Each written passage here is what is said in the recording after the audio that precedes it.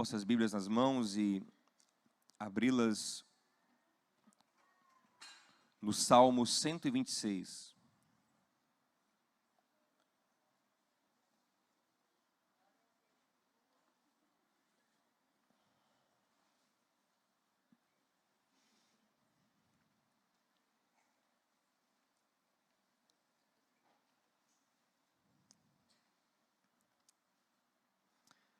Diz assim: quando o Senhor restaurou a sorte de Sião, ficamos como quem sonha. Então a nossa boca se encheu de riso e a nossa língua de júbilo. Então entre as nações se dizia: grandes coisas o Senhor tem feito por eles. Com efeito, grandes coisas fez o Senhor por nós, por isso estamos alegres.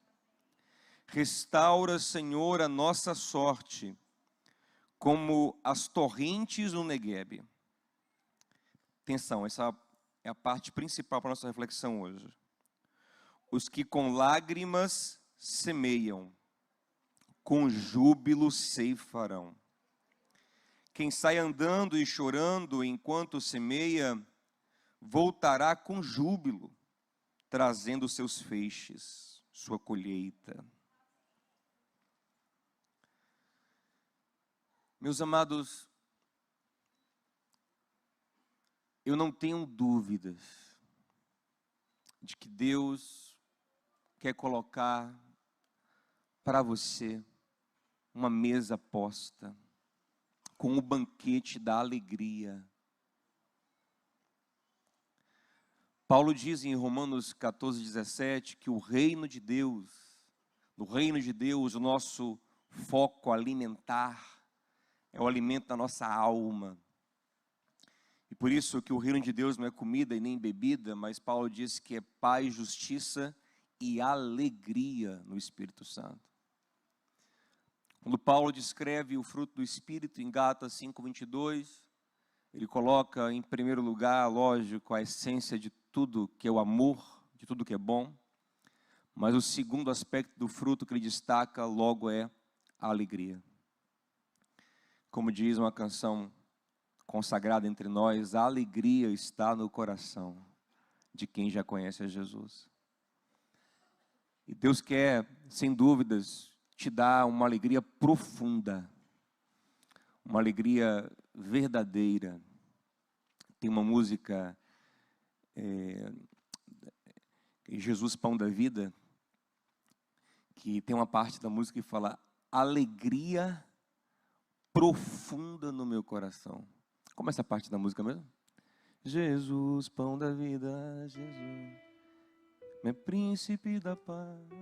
Não é? A parte da alegria profunda? Fonte. E a alegria profunda? Foi bonito, mas faltou a alegria profunda. Alegria profunda no meu coração. Alegria, alegria profunda.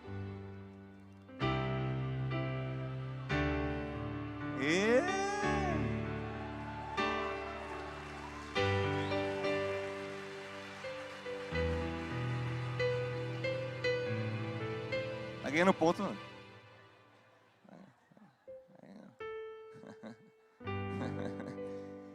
Glória a Deus. Toca alguém e diga assim: alegria profunda. Deixa eu te falar uma coisa. Tudo no Senhor é mais profundo. Jesus diz que Ele dá a gente uma paz que o mundo não pode dar, porque a paz dele é mais profunda. A paz do Senhor é tão profunda que ela permanece mesmo em meio às tribulações. É uma paz que excede o entendimento. E a alegria que vem do Senhor também é uma alegria muito mais profunda.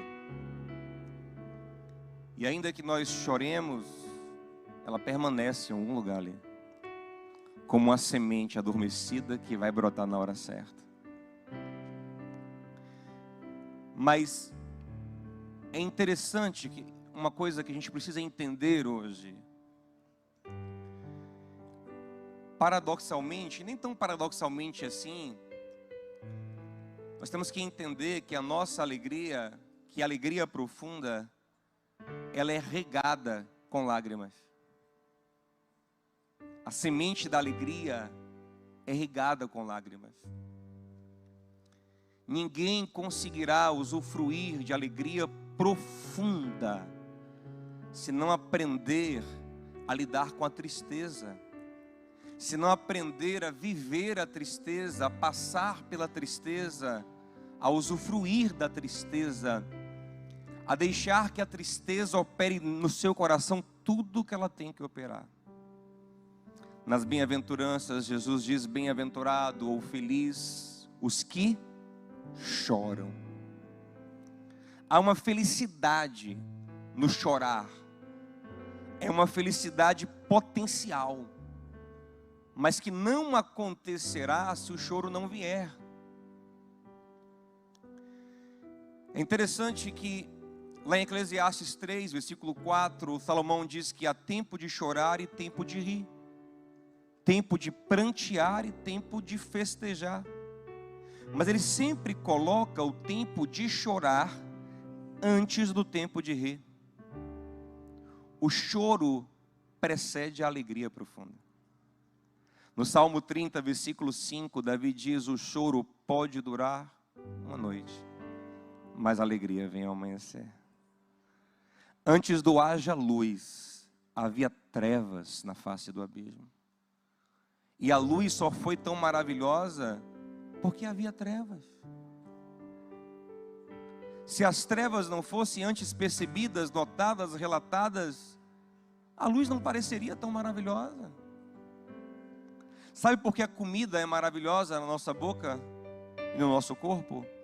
Porque antes sentimos fome. Comida, para quem não tem a sensação incômoda da fome, não tem graça nenhuma. Como já diríamos, é a fome que tempera a comida, né? Com fome você come mais gostoso. Já foi fazer mercado com fome? Meu Deus. É o mercado mais feliz que você faz. Você vai no caminho imaginando chegar em casa para comer as coisas, né? Ai, meu Deus, não... Alguns nem esperam chegar em casa. Ó, Deus revelando. Vão abrindo, tem gente que abre no caixa do mercado, já passa o negócio aberto. Passa só a embalagem. Você já comeu o negócio no meio do caminho. A fome faz o comer ser muito mais gostoso. Começamos a primavera no mês de setembro. Todos amam a primavera, tempo de flores. Depois vem o verão, que é um tempo de frutos.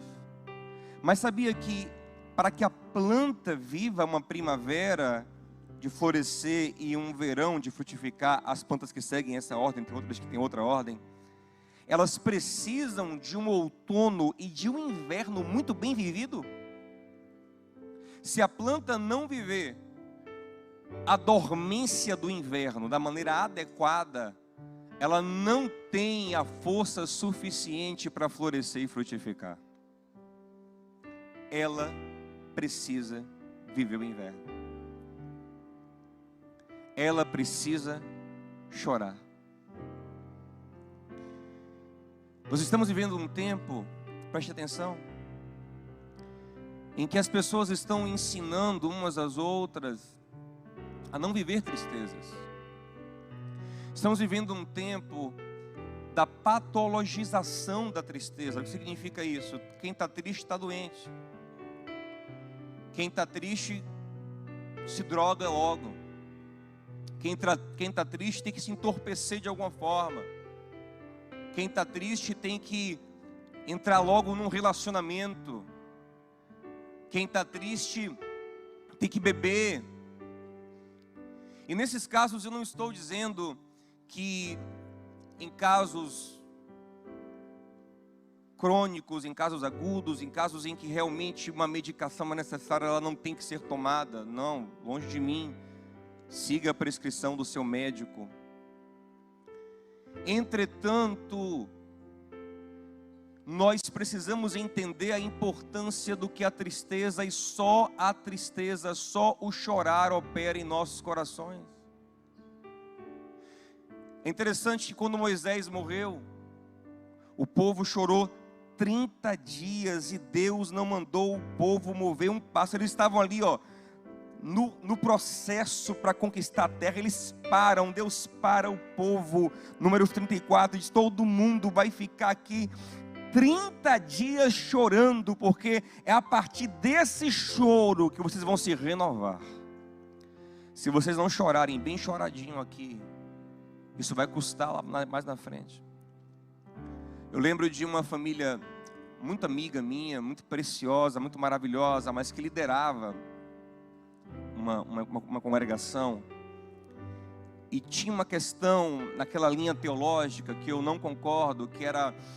os líderes sempre precisavam mostrar muita força, mostrar ser inabaláveis. E de repente faleceu uma pessoa importante, um membro da família muito importante. E eu lembro que quando eu recebi a notícia de casa, eu já comecei a desaguar em lágrimas. E eu chego no velório desaguando em lágrimas e os buscando para tentar dar alguma palavra de conforto. Quem disse? Eram eles que consolavam todo mundo. Eles não derramavam uma lágrima. Eles estavam muito fortes. E no meu coração eu disse naquele dia: isso não é saudável. Até Jesus, mesmo que ele soubesse que Lázaro ia ressuscitar, ele precisou se renovar no choro. Isso não está legal. E não deu outra. Eles passaram um tempo assim, fingindo que nada aconteceu, só com palavras positivas a respeito do falecimento. Mas com os anos foram passando, você ia percebendo que eles não conseguiam superar de fato, porque eles não viveram o tempo de renovação necessário. Quando Elias estava profundamente triste, pedindo a morte, entrando em depressão, em 1 Reis 19, interessante que Deus alimenta ele para ele não morrer, mas Deus não dá nenhum comando a ele por 40 dias. Deus deixa ele andar, ele vagar, ele se entristecer, ele chorar, ele se lamentar por 40 dias. Depois daquele tempo de luto, e o luto é isso, 30, 40 dias, depois que se completa aquele luto de alma, que ele chora o suficiente, é que Deus vai procurar Elias e começar a dar ele direcionamentos de um novo tempo. Não dá para ter primavera sem um inverno bem vivido. Pergunta ao seu irmão assim: viveu bem o inverno, querido? Está vivendo o seu inverno?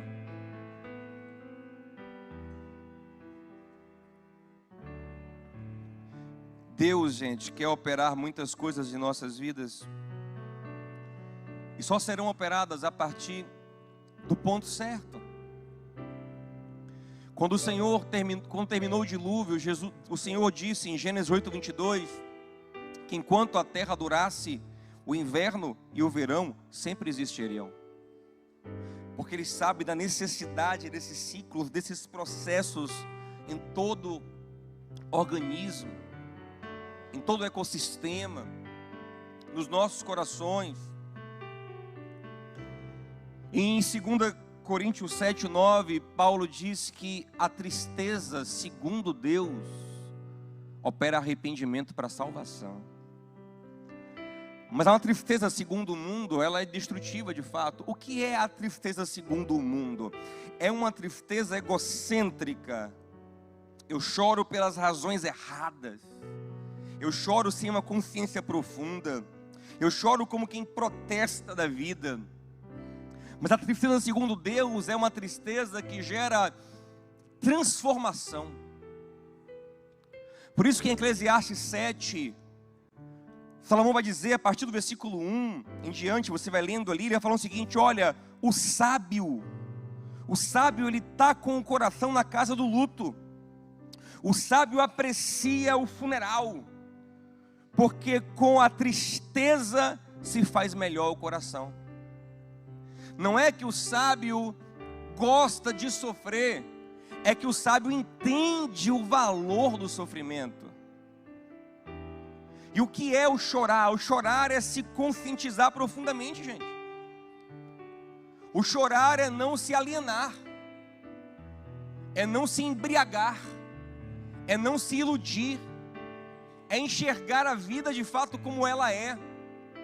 E se você enxerga a vida nas suas mais puras verdades, você vai ver que nós temos sim muitos motivos para chorar. Se você se enxergar diante de um espelho nítido, você vai ver que existem muitos motivos para chorar. E a partir desse choro, dessa conscientização, dessa meditação, dessa reflexão, que tudo muda. A tristeza segundo Deus. A tristeza que Deus promove em nosso coração. Lembro que certa vez eu estava dirigindo e Maria Esté estava no banco de trás. Estávamos indo para a escola e ela aí estava muito triste porque tinha perdido alguma coisa que era importante para ela. E ela estava chorando de uma maneira tão dolorosa, tão doída, porque ela de fato perdeu algo que para ela era muito importante, que meu coração ficou muito compadecido. É interessante isso, né? Tem tanta compaixão de pai que você quer logo consolar a criança, como também tem às vezes uma sensação de que se seu filho está infeliz é porque você é incompetente. Então às vezes a gente comete erros por causa disso. E aí eu ia fazer isso, eu ia dizer, não, minha filha, fique tranquila, eu compro outro, a gente vai dar um jeito, eu vou comprar outro hoje. A minha vontade era essa, porque o choro dela era tão doído, era tão profundo, que eu queria logo tirar aquilo do coração dela. Quando eu já ia falar, eu ouço em meu coração uma mensagem que creio ser do Espírito Santo de Deus, dizendo assim, não faça isso. Se você não deixar a tristeza operar o que tem que operar no coração dela, ela nunca vai ser transformada. E eu segurei, eu com vontade de consolar, eu segurei. Eu tenho certeza que o Senhor faz a mesma coisa do céu. Eu segurei. E ela chorando muito, e meu coração apertado. Na época eu não morava, hoje eu moro pertinho da escola, mas eu morava um pouco mais longe da escola. E foi um minutinho, mas assim, sabe, ela pranteava muito. Meu coração apertado, mas eu confiando no que o Espírito está falando no meu coração. Mas para minha alegria, gente, quando estava chegando perto da escola, eu olho pelo vidro, pelo retrovisor interno, e vejo uma das imagens mais lindas que eu já vi na minha vida. Minha filha estava, não para mim, porque ela nem estava vendo o que eu estava olhando para ela, mas assim, só a boquinha dela mexia, e eu conseguia ler os lábios dela, ela dizendo assim, Senhor, o Senhor me perdoa por ser desorganizada. Senhor, me ajuda. Senhor, não quero mais ser assim. Gente, a tristeza estava operando no coração dela arrependimento, transformação, conscientização. Ela não estava culpando o mundo, culpando Deus, ela estava chorando por ela mesma. E essa é a tristeza mais preciosa, é quando nós nos conscientizamos do quanto nós somos responsáveis pelo estado em que estamos. Lamentações 3:39, de que se queixa o homem, cada um se queixe dos seus próprios, de si mesmo. É a partir dessa lágrima, dessa dor, dessa tristeza, que as coisas começam a mudar em nós. Quem não vive essas dores tem um problema. Paulo diz em 1 Timóteo 4:2 que quem não se entristece diante dos pecados tem consciência cauterizada. Quem não se entristece diante de uma relação tumultuosa. E, gente, é impressionante isso. Tem pessoas que vivem relações péssimas, casamentos péssimos, famílias cheias de conflitos, e parece que estão, sabe, drogadas assim. Acho que vivem no Rivotril. está ali, o marido é um cavalo com ela. Ela é uma veladeira com o marido. Os filhos, ninguém respeita ninguém em casa. E aí, minha irmã, está bem? Está tudo na paz do Senhor. Não, isso não é paz do Senhor. Isso é paz do Rivotril. A paz do Senhor é um processo que eu digo, está ruim. Eu estou chorando. Mas dentro de mim eu tenho uma esperança. Eu vou chegar lá, é diferente. Eu sei que Deus cuida de mim, apesar de tudo. É preciso se conscientizar, chorar, entender, lamentar. O livro de Lamentações é todo sobre choro. Todo sobre um choro necessário para que Deus possa encontrar em nós um coração quebrantado e contrito, que Ele não desprezará. Então Ele devolverá, como Davi diz, a alegria da salvação. Mas a alegria vem depois que esse terreno está preparado, a semente está preparada para que Deus derrame sobre nós a alegria do seu Espírito. Em Joel, interessante Joel capítulo 2, é um texto muito interessante, porque no versículo 17 o Senhor fala assim, ó, chorem entre o portão do templo e o altar, chorem. Deus manda o povo e os sacerdotes especialmente chorarem. Mas a partir do versículo 21, ele muda a ordem e começa a falar, se alegrem, regozijem. Por quê? Porque se você chorou direitinho, aleluia. Se você chorou bem choradinho, aleluia. Se houve conscientização profunda, a ordem vai mudar. Mas só vai chegar, olha aí, ó, ao 21, ó. Regozija-te e alegra-te, porque o Senhor fez grandes coisas. Mas volta no 17. Chorem.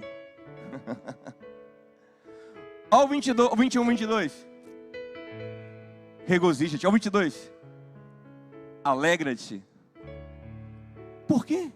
Porque eu chorei bem chorado. Aconteceu em mim tudo o que tinha que acontecer.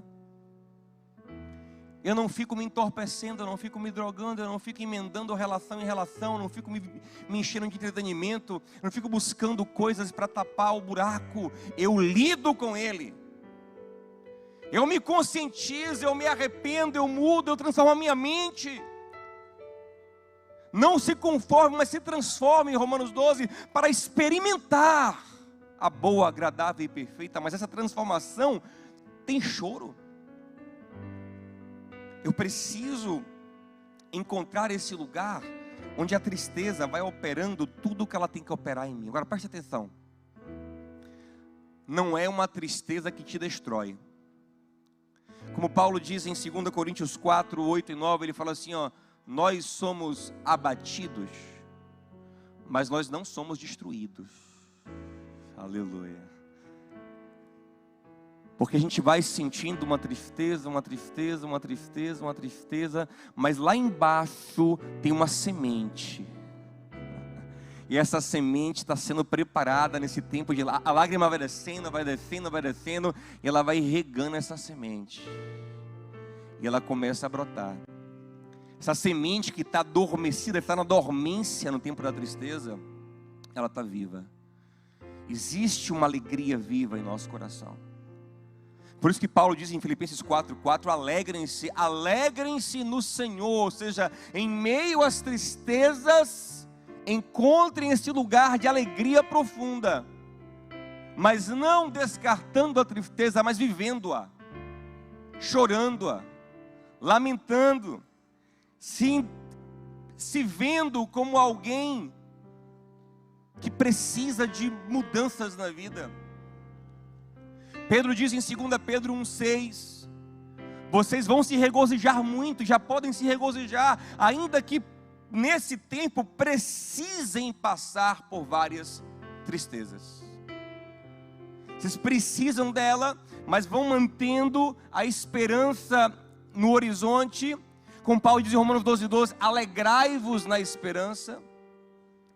E algo está acontecendo no fundo do seu coração, quando as lágrimas estão rolando dos seus olhos, quando a tristeza está sendo vivida, quando toda a consciência está sendo manifesta. Eu lembro do momento mais alegre que eu vivi na minha vida, talvez. Talvez não, acho que sem dúvidas. Porque tem várias renovações desse mesmo processo, né? Eu acho que nada foi tão forte como aquele primeiro momento. Eu cresci na igreja e ouvindo a palavra, a semente entrava no meu coração, já tinha uma fé no meu coração. Mas no momento que de fato tudo começou a mudar, foi dos meus 15 para os 16 anos, né, 2002, 2001, 2002. E a partir do término de um relacionamento, que foi só um gatilho, eu comecei a ficar muito triste, ao passo que eu estava caminhando para os braços do Senhor. Eu estava muito triste comigo mesmo. E essa é a melhor tristeza, como já falei. Estava muito triste com quem eu era. E é interessante que eu lembro que nessa época estava em alta o álbum Aos Pés da Cruz, de Kleber Lucas. Músicas que marcaram nossas vidas, né? Isso há mais de 20 anos, e músicas lindas. E a principal música desse álbum, Aos Pés da Cruz, essa música tem esse título, foi que nós cantamos no ofertório. E eu lembro que todo culto cantava ela.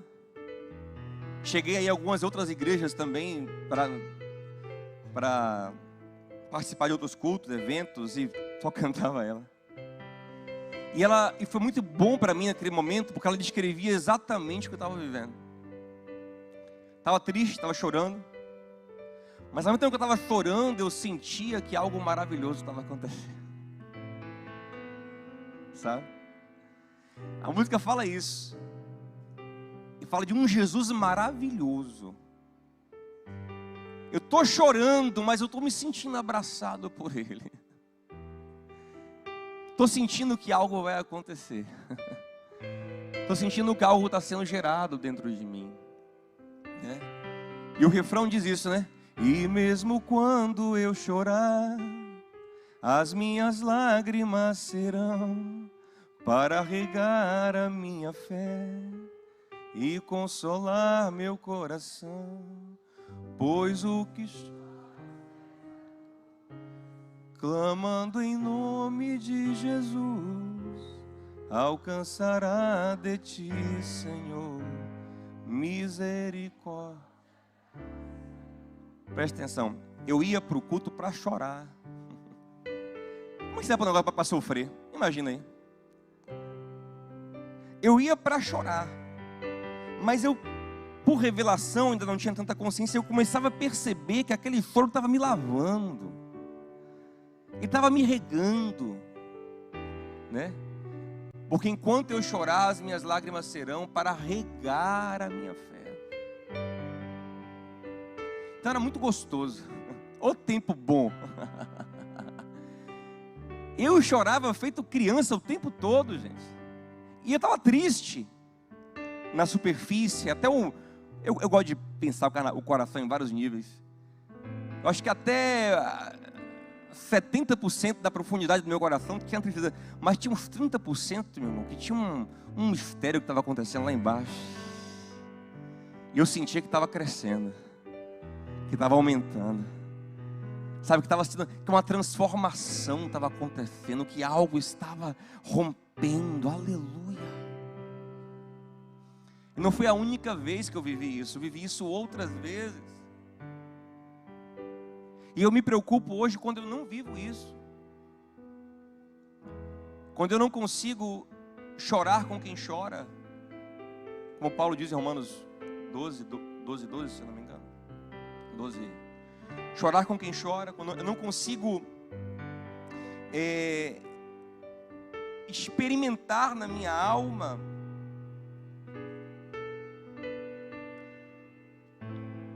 o efeito necessário, meus irmãos, do que eu estou vivendo. a conscientização profunda. Quando eu estou semeando sem lágrimas. Então, tudo que eu posso ter é uma alegria superficial, é uma alegria fabricada, é a alegria de vinho, mas não a alegria do Espírito. Paulo diz em Efésios 5:18, não vos embriagueis com vinho, mas enchei-vos do Espírito. Então, onde eu vou encontrar essa alegria profunda? Quando o processo de Deus acontecer completamente em mim. No Salmo 126, que nós lemos para encerrar, o salmista diz que eles viviam um tempo de muita angústia na Babilônia. Ainda que as coisas estivessem... Olha, interessante, né? Interessante, se você ler em outro momento, ele vai falar assim, ó: quando estávamos lá nos rios da Babilônia, nossos captadores, né, nossos opressores diziam para a gente: cantem as músicas alegres de Sião. Ele dizia: não, lá nós não vamos nos entorpecer, porque estamos aqui no momento de chorar. Ele fala: lá nós pendurávamos nossos instrumentos musicais, nossas harpas, nos assentávamos e chorávamos. Nós refletíamos sobre o que aconteceu conosco.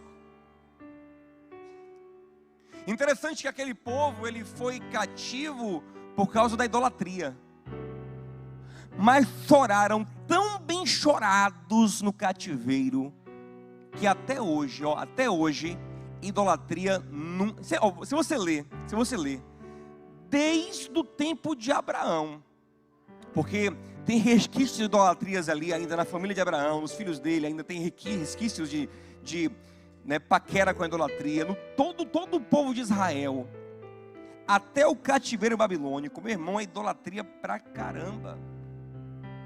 Os reis do norte, não teve um que não fosse idólatra. A idolatria estava emaranhada no meio do povo de Israel. Mas no cativeiro eles choraram tão bem chorados que nunca mais houve idolatria no povo de Israel. Teve outros problemas, mas idolatria no povo judeu não teve mais. Por quê? Porque eles choraram o choro bem chorado. Pendurou as harpas, se recusou a se alegrar na hora errada, porque era hora de chorar, era tempo de chorar. Choraram. Aí chega o Salmo 126, quando o Senhor restaurou a nossa sorte. Parecia um sonho. A nossa boca se encheu de riso.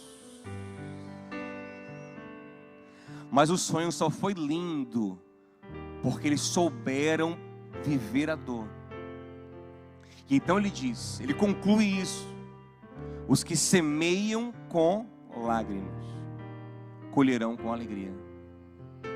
Quem vai semeando e chorando enquanto faz o que tem que fazer, voltará com certeza com sua colheita de alegria. Então hoje eu vim aqui te dizer isso: chore. Interessante que lá em Apocalipse tem momentos que o Senhor fala: ó, lembra de onde caíste e te arrepende-te. Sabe o que significa? Processos não vividos, você passou por cima dele. Tem pessoas que têm que lembrar de situações que nunca foram alvo de arrependimento. Tem coisas que você fez, que você passou por cima, você não gosta nem de pensar. Eu, por exemplo, tenho uma coisa em mim que é interessante. Quando vem em mim uma memória que me incomoda muito, me dá uma tremida assim, ó. Um negócio assim. Aí, aquele incômodo, né? E aí eu comecei a fazer uma coisa comigo. Peraí, o que é isso? As horas que vem essa memória que me dá uma tremida, eu pensei: peraí, é uma coisa bem resolvida em mim ou não?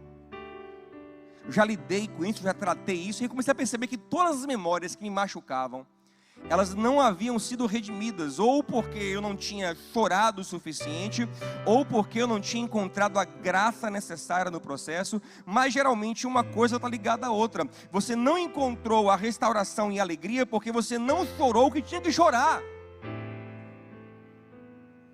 porque você não sentiu aquela dor, você não se conscientizou do que aconteceu, do que foi feito, você nunca pediu perdão, você nunca chorou junto.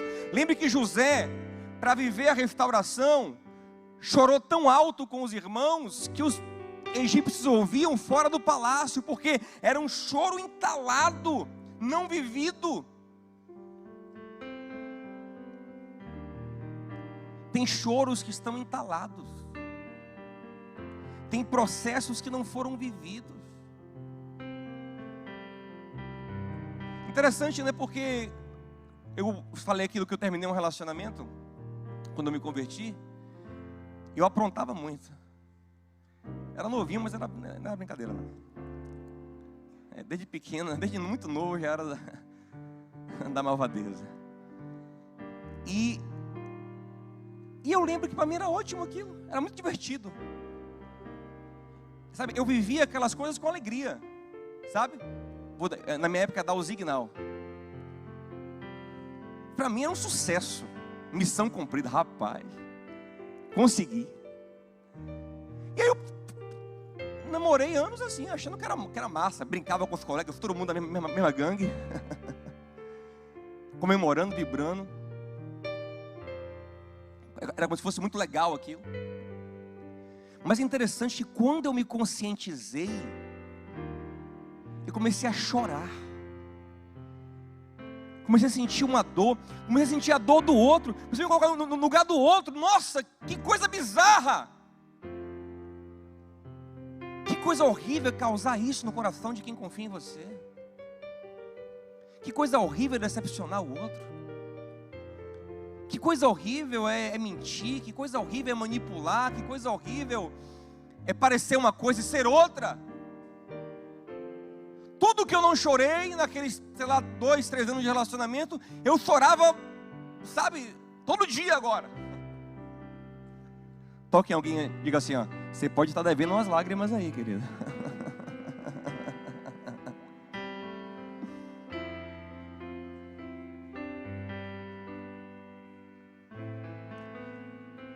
Que arrependimento é esse que não gera tristeza, meu irmão? Eu ia chorando, chorando, chorando, e eu sentia que quanto mais eu chorava, Deus dizia, isso aí, chore mesmo. Eu dizia, Senhor, mas eu não presto. Ele fala, é isso mesmo. Porque a gente quer se consolar, não, você é maravilhoso. Maravilhoso nada, você não presta, mas eu lhe amo. Isso. Venha para as minhas mãos. E era gostoso aquilo que estava acontecendo. Preste atenção. Quando a minha boca finalmente se encheu de riso, meu amado, meu coração estava totalmente lavado, minha alma estava transformada. Lógico que isso foi um momento, eu vivi outros processos semelhantes depois, porque a gente vai crescendo no Senhor, se aperfeiçoando, se conscientizando cada vez mais. Mas eu vim aqui lhe dizer, meu irmão, você quer ter alegria profunda? Ou você quer essa alegria artificial? Essa alegria do mundo? Essa alegria fabricada? Essa alegria, gente, eu lido com pessoas todos os dias. Tem gente que tem uma vibe de alegria, né? Festa, é balada, é namoro, é droga, é álcool, tal. Quando você senta para conversar, tem um buraco naquela alma, sabe? Tem um boleto para pagar, tem um saldo, né? Sabe aquela pessoa que anda com aquele carrão importado, mas não paga nada? Algumas pessoas vivem assim. É uma alma, é uma rede social efusiva. Mas quando você senta para ver, irmão, existe ali um débito gigante, porque ele nunca viveu as conscientizações necessárias.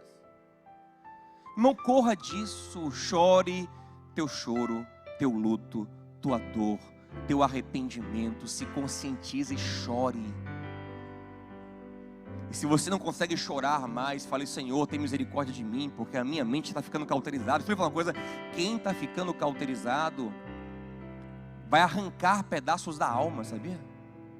Você já viu uma enfermidade chamada, se eu não me engano, é síndrome de Hilly-Day, que é uma analgesia congênita? Não sei quem já viu isso, que a pessoa não sente dor. Já viram isso? É terrível. A pessoa está aqui cozinhando, ó, começa a queimar, a fritar a mão. Ela não percebe. Quando ela olha, está a mão torrada, tem que amputar. Está andando numa praia, pisa num caco de vidro e sai arrastando o pé. Quando olha, o vidro está no estômago já. E ela não sentiu. Gente, estou brincando, viu? Pastor, vai para o estômago. Não, época de fake news, irmão, a pessoa acredita em tudo. Ainda culpa o candidato. Por culpa de fulano, inclusive, né, pastor? Que não limpou a praia. Então vai parar no estômago. Oh, brincadeira. Vai, corta tudo. Eu vi um caso de esses dias de uma mulher que tinha essa síndrome. Enquanto dava a luz, ela não sentia nada. Ah, pastor, que maravilha, maravilha. Sabe o que aconteceu? Ela dormiu. E dificultou o parto. Porque ela não conseguia sentir nada. E mantê-la acordada, consciente, foi um trabalho, porque ela não conseguia sentir o parto. Então a dor é saúde, amém, gente? Eu tive uma dor que me levou eu tive apendicite. E eu lembro que rapaz, que dor é essa? Começou centralizada, depois veio para cá, Google. Apendicite. Já cheguei no hospital com o laudo. Doutor, estou com apendicite. Mas se eu não sinto aquela dor, podia morrer, porque aquilo explode, né? E contamina a cavidade abdominal toda. Meu irmão, cadê a dor da sua alma? Tem gente que está com pais em casa, vegetando na vida, filhos que... E está uma alienação. Vive de seriado em seriado. De música em música, de balada em balada, de bebida em bebida. De Rivotril em Rivotril. Uma vida aloprada. Sem consciência, sem o choro necessário. Emenda um relacionamento no outro, ou então está numa relação terrível e nunca chorou por isso. Não quer parecer fraco, não quer parecer... Meu irmão, pare com isso. Fui lhe falar uma coisa. Não queira impressionar os homens, não. Queira cativar o coração de Deus. E Ele é aquele que não despreza um coração quebrantado e contrito. Ele é aquele que pega o humilde e consola. Bem-aventurados os que choram, porque serão consolados. Cuidado, não aceite os consolos de pessoas, às vezes, que têm até boa intenção, mas que são tolas, porque elas querem tirar você do processo, sabe? Acabou de divorciar, aí chega aquela amiga: bora pra balada. Que balada, minha filha? Eu tenho que chorar, eu tenho que entender a escolha que eu fiz, por que deu errado, o que vai ser da minha casa, da minha vida, dos meus filhos. Eu tenho que viver esse inverno para poder florescer da maneira certa, porque eu não quero errar mais, amém, gente? Eu tenho que chorar direitinho, tenho que experimentar tudo, eu tenho que entender a minha realidade, para a partir dela receber do Senhor a força necessária. Fique em pé comigo em nome de Jesus.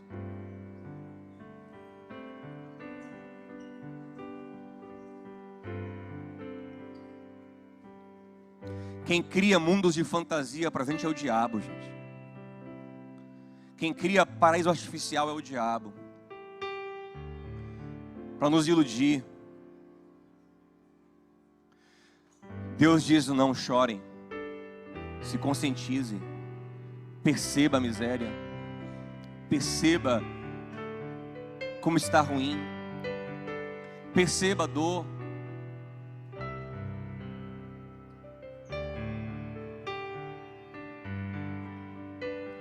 Agora você chora, preste atenção,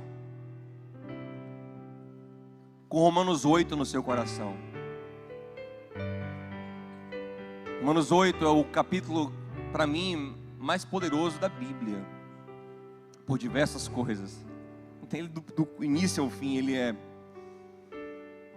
E dentre as coisas poderosas que ele diz que nós somos filhos de Deus. E Paulo fala que nada vai nos separar desse amor. Nem angústia, nem fome, nem nudez, nem perigo, nem espada. E que em todas essas coisas, de alguma forma, nós somos vencedores, porque nós estamos sendo amados por Ele enquanto vivemos ela. Maria Esther não sabia, mas enquanto eu não respondia, enquanto eu deixava ela sofrer, eu podia resolver fácil um problema dela ali, que ela estava chorando. Mas se eu resolvesse, eu não deixaria ela viver a transformação necessária. E pior, eu sabia que ela puxou a mim. O cara estava sofrendo ali, puxou ao pai. E eu falei, não quero que ela seja igual a mim. E se eu resolver agora, eu vou fazer o que minha mãe fez comigo. E ela vai continuar essa tradição aqui em casa, de perder as coisas. Disse, minha filha, eu vou lhe amar, lhe deixando chorar. Eu vou lhe amar, lhe deixando sofrer. E ouça, Deus está lhe dizendo hoje, eu vou lhe amar, lhe deixando chorar um pouquinho, lhe deixando sofrer um pouquinho, para você estar preparado para a alegria que eu tenho para você. O choro pode durar uma noite, ele tem que durar uma noite, mas a alegria virá ao amanhecer. Há um tempo de chorar, mas depois havia um tempo de cantar. O inverno vai passar, a primavera vai voltar, mas você tem que viver direitinho esse inverno. E sabe por que às vezes a primavera está fraquinha? A gente, alegria, deixa eu falar para vocês aqui, alegria artificial é um negócio tão pobre. Alegria artificial, né? Fabricada na carnalidade, né? No impulso, bora, aquela coisa, você viu, é aquele frutinho, sabe aquele frutinho pequeno, você vai ver o fruto que vai vir da alegria, depois de um inverno bem vivido, a nossa boca se encheu de riso, um sonho começou a acontecer, porque a gente chorou, a gente se lamentou, a gente se arrependeu, a gente se conscientizou.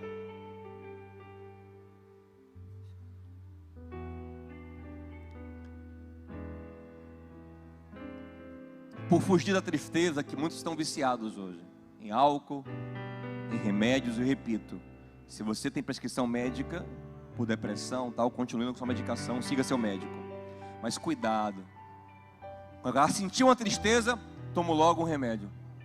Não, meu amigo, às vezes ela tem que estar aí mesmo, ela tem que operar o que tem que operar.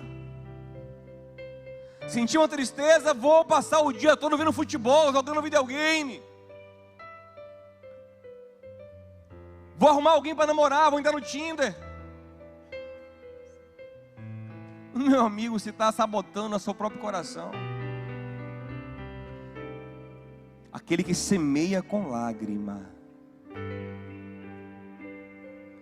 Você sabe o que eu te aconselho a fazer? Corta hoje essa árvore da alegria artificial da sua vida. Volta. Arranca pela raiz toda essa alegria fabricada. Semeia uma semente genuína lá de fé no Senhor, de compromisso com o Senhor, de fazer o certo, de fazer a vontade de Deus. E rega ela na lágrima. Rega ela no arrependimento. Rega ela na consciência do Evangelho. E você vai ver a alegria profunda que vai brotar no seu coração.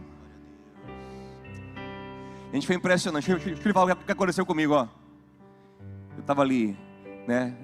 Cada culto, né? Firme, ó Deus, está meu coração, firme nas promessas do Senhor.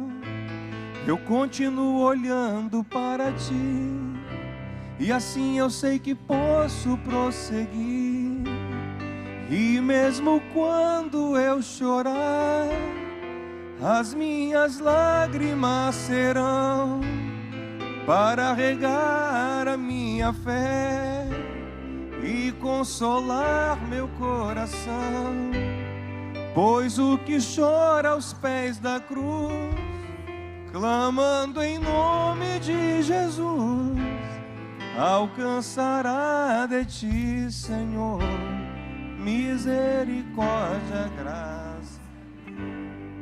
Meu amado, aí enquanto eu chorava e algo novo ia acontecendo, irmão, quando eu dei conta, quando eu percebi, eu não era mais a mesma pessoa. Eu era outra pessoa.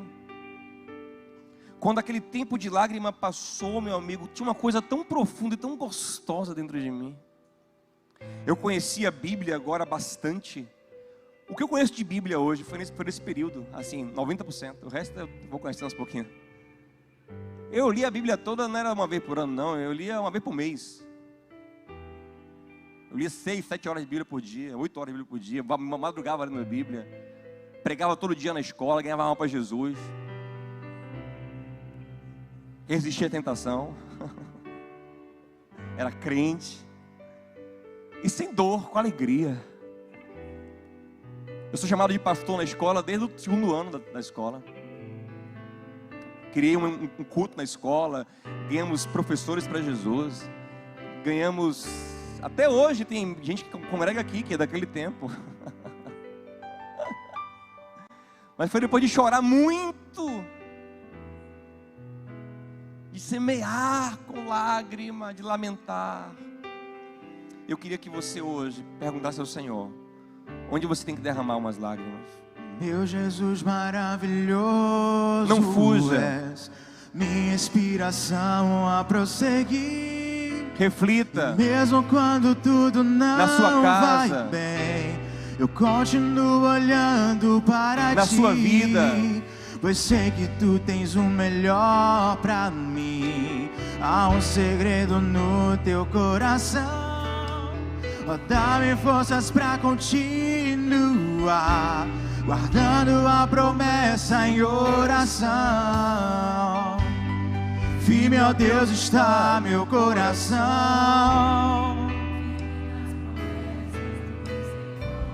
Oh, eu continuo olhando para ti, e assim eu sei que posso prosseguir. E mesmo quando eu chorar, as minhas lágrimas serão para regar a minha fé e consolar meu coração. Pois os que choram aos pés da cruz, clamando em nome de Jesus, alcançarão de ti, Senhor.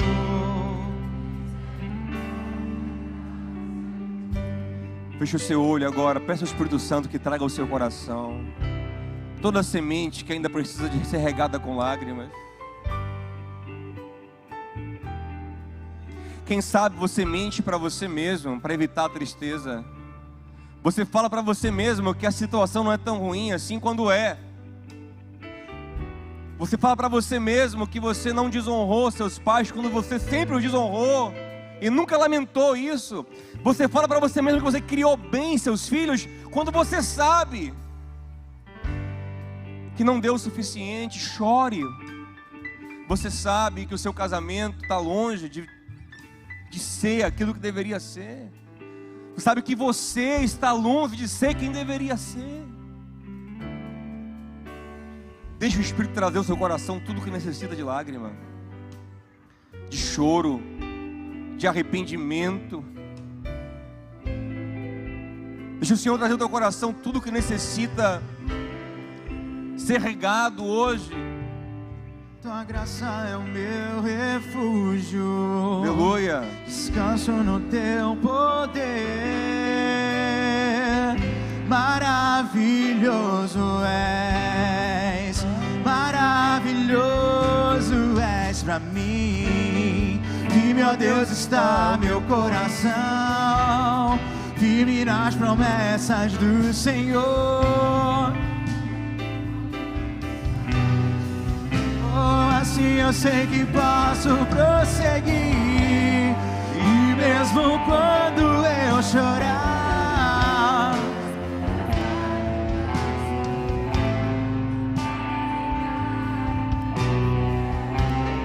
e consolar meu coração. Pois os que choram aos pés da cruz, clamando em nome de Jesus, alcançará de ti, Senhor, misericórdia, graça e luz. Irmão, se você chorar antes da morte dessa relação, antes da morte do que ainda tem vida na sua vida, talvez você evite a morte. Chore hoje. Sinta hoje. Se conscientize hoje. Lamente hoje. Porque a graça do Senhor vai tomar a sua vida nesse arrependimento, nessa transformação, nessa muda. E uma alegria profunda vai brotar. Uma alegria que ninguém poderá tirar de você. Não é uma alegria artificial, não é uma alegria verdadeira, de esperança, de fé, de consciência de que Deus está fazendo algo tremendo na sua vida. Você crê nisso, meu amado? Deixa eu fazer uma oração por você rapidinho. A gente vai receber a ceia, que é da tarde. Pai querido, eu te peço, descongela os corações, Senhor. Descongela, Pai. Tira toda alegria artificial, arranca, Senhor. Todo entorpecimento de alma, arranca, Senhor. Nos dá humildade para chorar, coragem para chorar, consciência para sentir a dor necessária. Rega, Senhor, o nosso coração, para que nós possamos regar a nossa vida com lágrimas, para que os que semeiam com lágrimas colham com alegria e recebam do Senhor aquilo que só o Senhor pode fazer num coração quebrantado e contrito. É o que eu te peço, meu Pai, no nome de Jesus. Quem crê diz?